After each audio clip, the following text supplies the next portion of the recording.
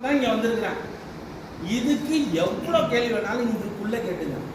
ஆனா எனக்கு தெரிந்த வார்த்தைகளை பயன்படுத்தி நான் இப்படி ஒரு கம்பெனி இருக்கு, இப்படி ஒரு மனுஷன் இருக்காரு, இந்த மாதிரி திட்டத்தை இதுவரை எனக்கு 51 வயசாகுது.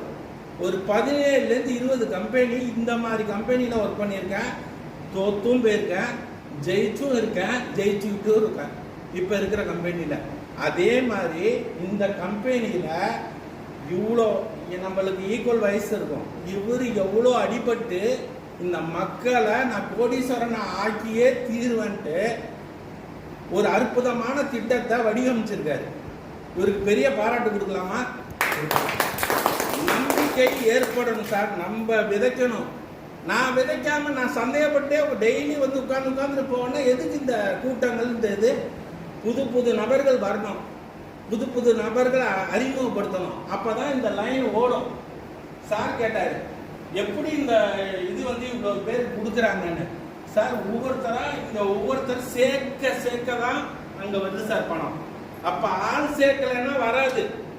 நல்லா புரிஞ்சுக்கணும். வராதுன்னா என்ன? தாமதமாகும். நம்மளுக்கு வேகமா வேணுமா வேணாமா?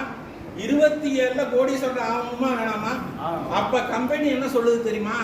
நம்ம எல்லாரும் சேர்ந்து எனக்கு 3 லட்சம் ஐடியா முதல்ல கண்ணில் காட்டுங்க, உங்களுக்கு எவ்வளவு சீக்கிரமா பணம் வருதுன்னு நான் காட்டுறேன்னு சொல்றாரு எம்டி. கிளாப் பண்ணலாம்.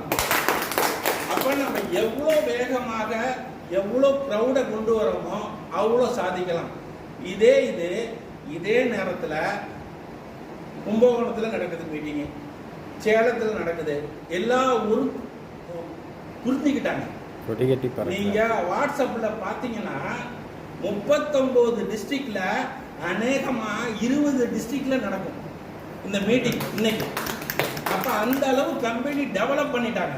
அப்ப தஞ்சாவூரை நம்ம நிறைய பேரை பாவம், நிறைய பேரை நம்ம வாழ்க்கையில நம்ம பேச்சை கேட்டு சேர்ந்திருப்போம், தோத்துருக்கோம், நம்மளும் அதுக்கு வருத்தப்பட்டு இருப்போம், எல்லாரையும் தள்ளி வச்சிருக்கோம்.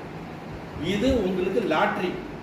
இதை வந்து தைரியமாகவும் ஒரு கான்ஃபிடென்ட்டாகவும் நம்ம போய் வெளியில பேசுறதுக்கு தான் இந்த மீட்டிங். இந்த மீட்டிங்ல நம்ம எவ்வளோ விளக்கத்தை புரிஞ்சுக்கிறோமோ இதை நம்ம வெளியில போய் கொண்டு சேர்க்கணும். என்ன மாதிரினா உங்களுக்கு ஒண்ணுமே பேசுறதுலாம் ஒரு சீக்ரெட் சொல்லித்தரேன். நான் ஒரு கம்பெனியில ஜாயின் பண்ணிட்டேன். இங்க எல்லாருமே ஜாயின் பண்ணிட்டோமா? புதுசா வந்தவங்க எத்தனை பேரு? ஓகே, 4 பேர். Okay, good. இப்ப உங்களுக்காக ஒரு கிளாப் பண்ணுங்க. யாரு என்ன சொல்லி வந்தாங்கன்றது தெரியாது, சும்மாவா ஒரு இடத்துல உட்காரு என்ன வேணாலும் சொல்லியிருப்பாங்க. ஆனா கூப்பிட்டு வந்தவங்களுக்கு நீங்களாம் நன்றி சொல்லணும். ஏன் அப்படின்னா உங்க வாழ்க்கைக்கு புது ஒரு வழிகாட்டுதலை கொடுத்துருக்காங்க. நீங்க நிறைய கேள்விப்பட்டிருப்பீங்கல்ல, யூடியூப்ல பாக்குறோம், அங்க பாக்குறோம், அதுல சம்பாதிக்கலாம், இதுல சம்பாதிக்கலாம், எல்லா செய்தியும். ஒரு புது செய்தியை இன்று அறிமுகப்படுத்தினா உங்க நண்பர்களுக்கு, அழைச்சிட்டு வந்த நண்பர்களுக்கு நன்றி சொல்லுங்க. அதன் விதமா எல்லாரும் கிளாப் பண்ணலாம். புதுசா கூப்பிட்டு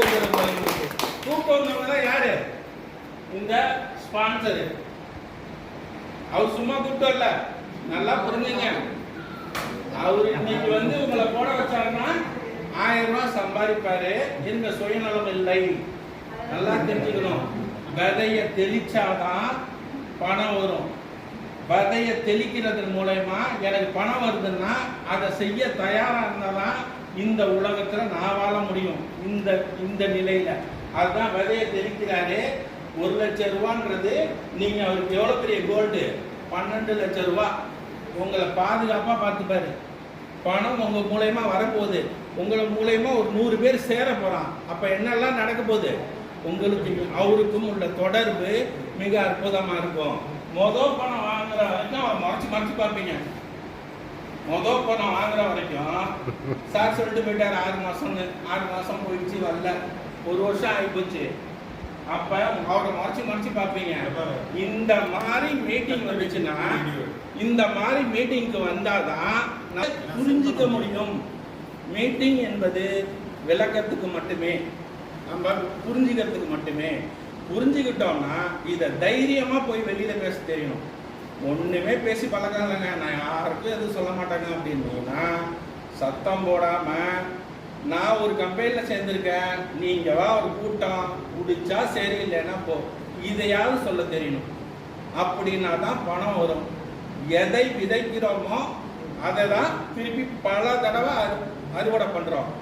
எதை விதைக்கிறோமோ பல முறை நம்ம வந்து பல மடங்கு லாபம் பெற போறோம். அப்ப ஏதாவது ஒரு வேலை செய்யணும்ல. சார் கேட்டார் ஒரு கேள்வி, அருமையான கேள்வி. ஏயா இதையும் நீங்களே பண்ணிக்கிறீங்க, இதையும் நீங்களே பண்ணிக்கிறீங்க, கல்யாணம் நான் நடத்துறேன், துட்டு குத்துறேன், என்னமோ கல்யாணம் நடத்துனா எப்படி சார் இருக்கும் கல்யாணம்?